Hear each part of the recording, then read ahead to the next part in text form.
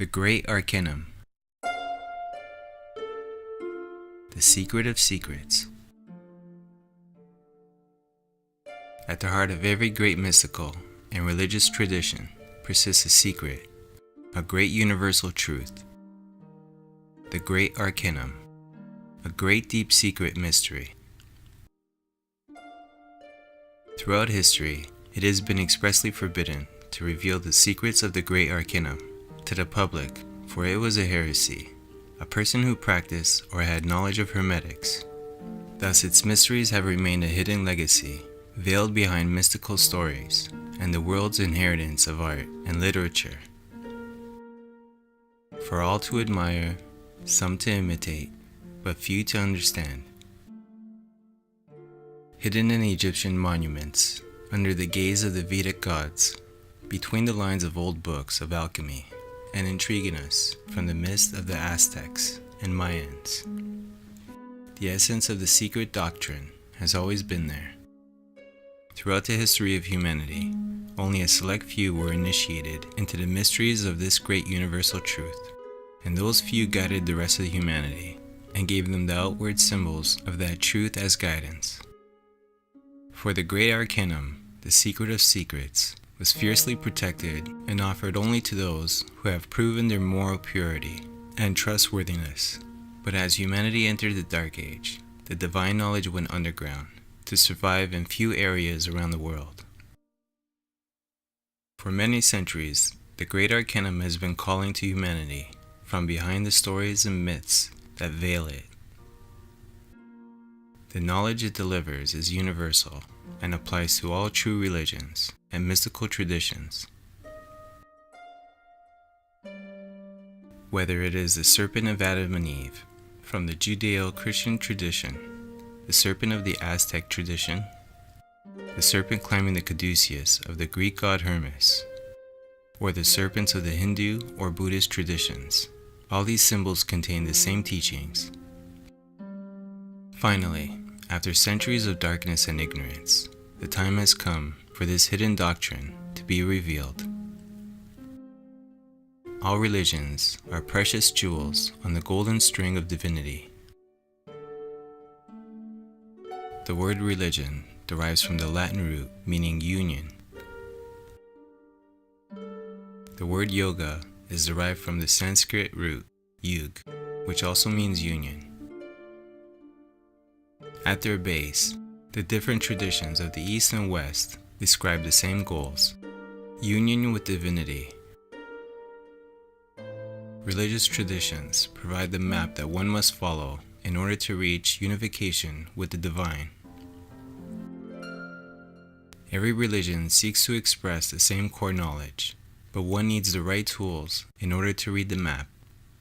With the right tools and their proper use, any religion or tradition may enter into the direct, experiential knowledge of the divine.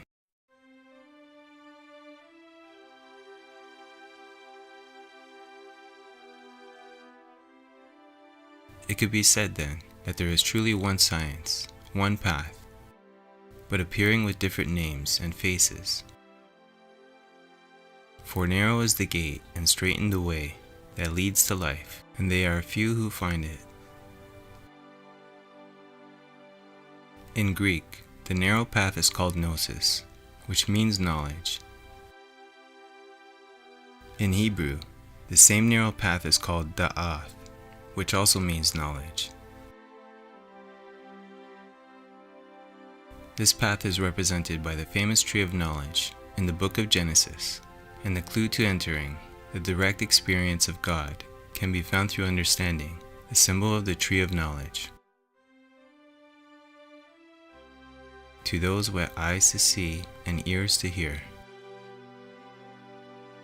The Old Testament appears to be basic spiritual instructions in the form of stories and histories, yet in truth, it is a vehicle of the secret knowledge.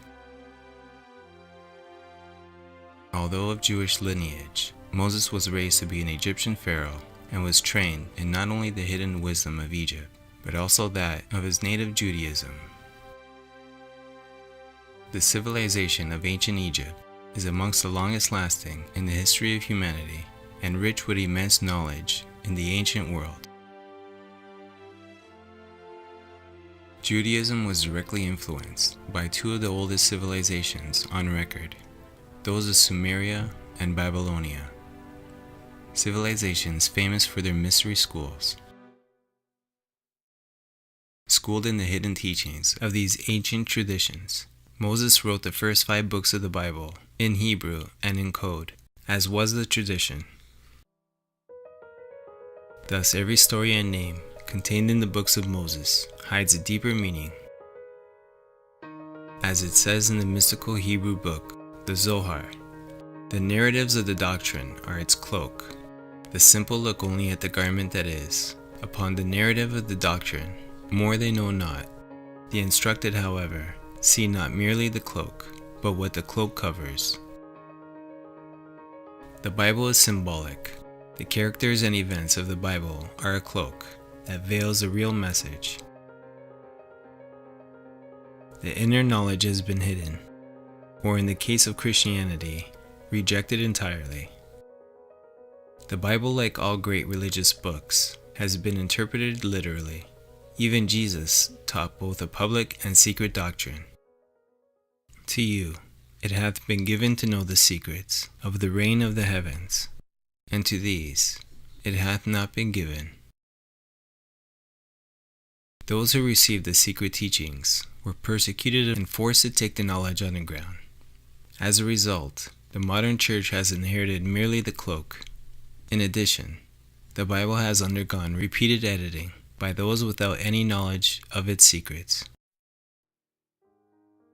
Even though the modern Bible has been greatly disfigured, it is still infused with the ancient secret doctrine. However, the many levels of meaning hidden in the Hebrew letters are not visible in the modern language versions of the Bible.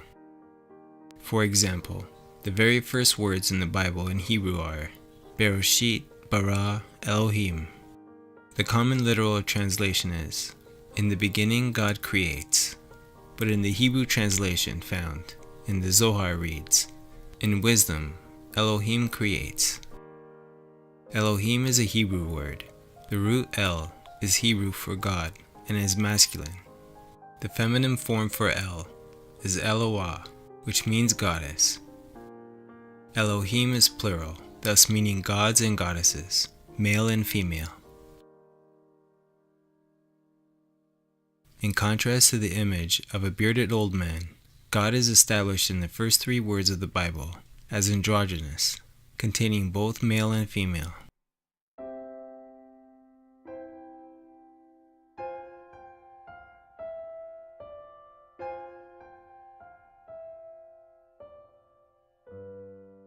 The word Elohim has many meanings. In one sense, it refers to angels, the governors of creation. These divine beings are male and female, in the image of their Creator. This is clearly illustrated in most ancient images of angels, showing them to have the attributes of both man and woman. In the Bible, the angel that oversaw the creation of humanity is called Jehovah Elohim. Jehovah Elohim formed man from the dust of the earth. He blew into his nostrils the breath of life, and man became a living being. Jehovah is another important name of God.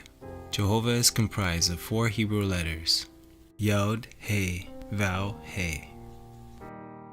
Yod or Yah can be translated as male or phallus, Adam.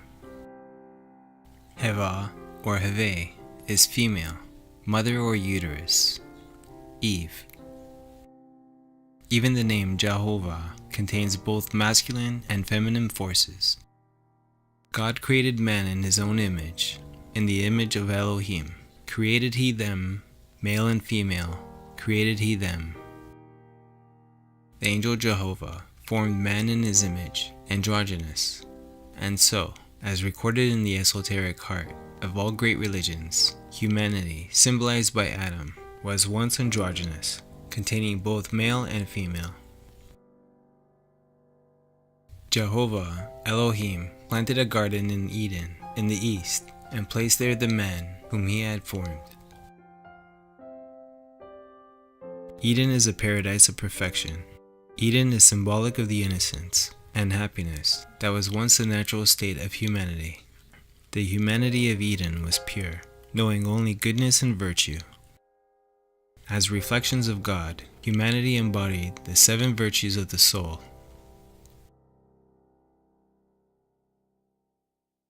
According to esoteric wisdom, there exist 7 fundamental dimensions. Do you not know how Allah has created the 7 heavens, one above the other? The ascent and descent to these realms by the beings that inhabit them is represented in the Bible by Jacob's ladder. The Bible states that when Jehovah Elohim created Adam, he placed Adam in the Garden of Eden. Esoteric wisdom states that this is the 4th dimension, the world of vital energy. Though happy in its innocence, humanity as symbolized by Adam needed to grow spiritually. Thus Eve was separated from the body of Adam. Jehovah Elohim took one of the hermaphrodite's ribs, then closed up the flesh. Then Jehovah Elohim made a woman from the rib he had taken out of the hermaphrodite man. She shall be called woman, for she was taken out of the man. This process of separation presented symbolically in the Bible was gradual. The human hermaphrodite was separated into 2 sexes, male and female, so that they may see themselves better, to know themselves. Since that time, man and woman have sought to reclaim their missing unity, which is the root of the craving for sexual connection.